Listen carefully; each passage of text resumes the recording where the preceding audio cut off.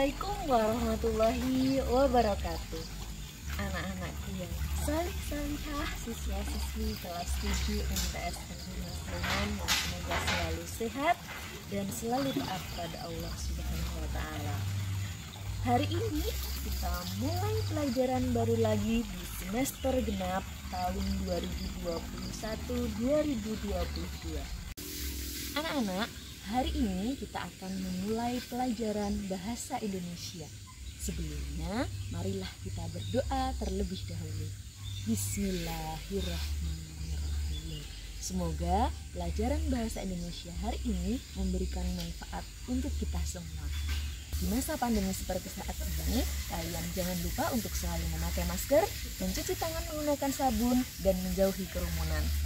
Anak-anakku semua, apa materi pada pelajaran bahasa Indonesia di semester genap yang pertama ini? Materinya adalah puisi rakyat.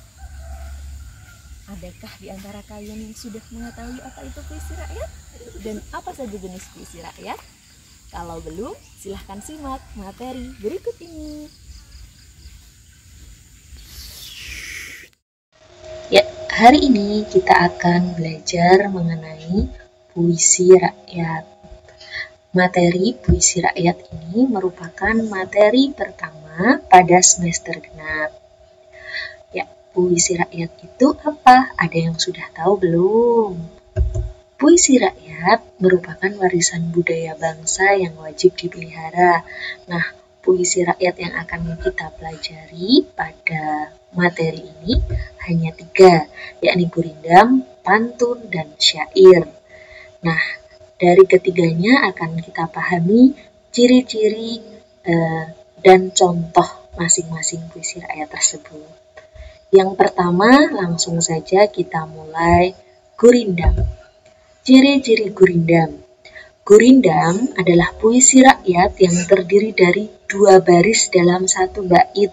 Jadi, puisi rakyat yang hanya 2 baris itu disebut gurindam. Dalam setiap baitnya itu hanya 2 baris. 1 baris terdiri dari 10 sampai 14 suku kata. Sajaknya AA, BP, CC. Dari 2 baris itu merupakan satu kesatuan yang utuh. Nah, misalnya baris pertama berisi soal, maka baris keduanya berisi jawaban. Apabila baris pertamanya berupa masalah, baris keduanya akibat dari masalah itu.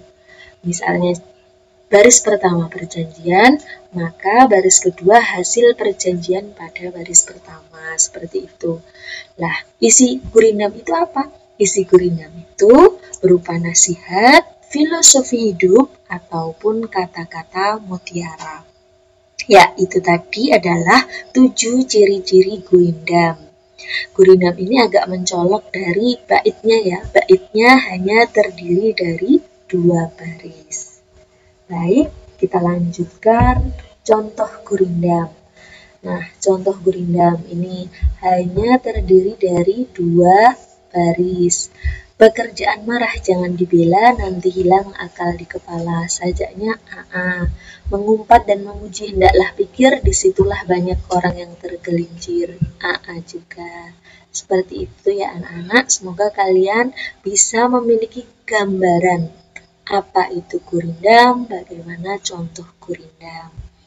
Lanjut dengan puisi rakyat yang kedua, pantun. Nah, pantun ini adalah jenis puisi rakyat yang mungkin paling familiar dengan kalian karena di TV masih sering ada pantun, di acara-acara pernikahan atau sambutan-sambutan sering ada pantun sebagai pembuka ataupun penutup sebuah pidato ataupun sambutan. Nah, ciri-ciri pantun itu ada 5. Kalau gurindam tadi 2 baris, kalau pantun 4 baris. Tiap barisnya terdiri atas 8 sampai 12 suku kata. Rimanya atau sajaknya adalah ABAB. Kalau gurindam AABB, kalau pantun ABAB. Baris pertama dan kedua merupakan sampiran, baris ketiga dan keempat merupakan isi. Itu adalah ciri-ciri pantun. Baik, kita lanjutkan contoh pantun. Vida akan bacakan contoh pantunnya ya. Beli nasi ke tempat Mbak Lulu, beli pensil ke toko Cak Mamat. Sebaiknya kau pikir dahulu demi keputusan yang tepat. Ini dilihat sajaknya A, B, A, B. Lalu beli nasi ke tempat Mbak Lulu dan beli pensil ke toko Cak Mamat ini disebut dengan sampiran. Sebaiknya kau pikir dahulu demi keputusan yang tepat disebut isi. Nah, Vida lanjutkan, di Bengkulu tumbuh bunga rafflesia, bunga unik tanpa duri, sampiran. Alangkah indahnya alam Indonesia, marilah kita jaga agar lestari. Isinya ini. Jadi 4 baris sajaknya A, B, A, B. A, B, A, B. Oke, kita lanjutkan. Yang terakhir adalah syair. Syair juga memiliki 5 ciri-ciri. Setiap baitnya juga terdiri dari 4 baris sama seperti pantun. Yang 2 baris hanya gurindam, syair dan pantun 4 baris. Terdiri dari 8 sampai 14 suku kata. Nah, sajaknya ini kalau pantun tadi A, B, A, B, kalau syair A, A, A, A. Karena 4 baris jadi A, A, A, A. Kalau tadi gurindam, AA gitu ya, karena hanya 2 baris. Semua baris dalam syair adalah isi. Kalau pantun tadi ada sampiran ada isi, kalau syair semuanya isi.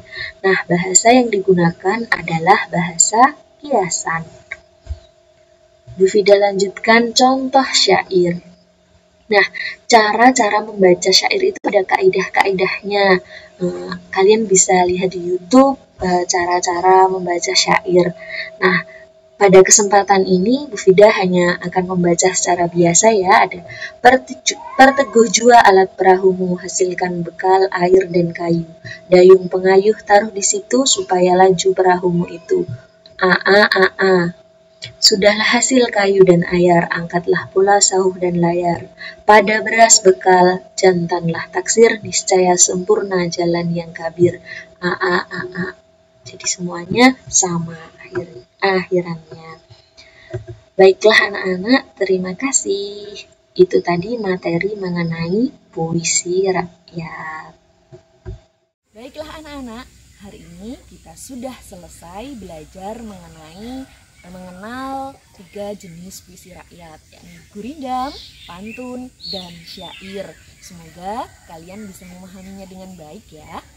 Anak-anakku semuanya, marilah kita akhiri pertemuan hari ini dengan membaca bacaan hamdalah bersama. Alhamdulillahirrabbilalamin. Semoga Allah memberikan ilmu yang bermanfaat untuk kita semua. Sampai jumpa pada pertemuan berikutnya yang akan membahas mengenai identifikasi puisi rakyat secara lebih detail. Anak-anakku semuanya, tetap jaga kesehatan dan wassalamualaikum warahmatullahi wabarakatuh.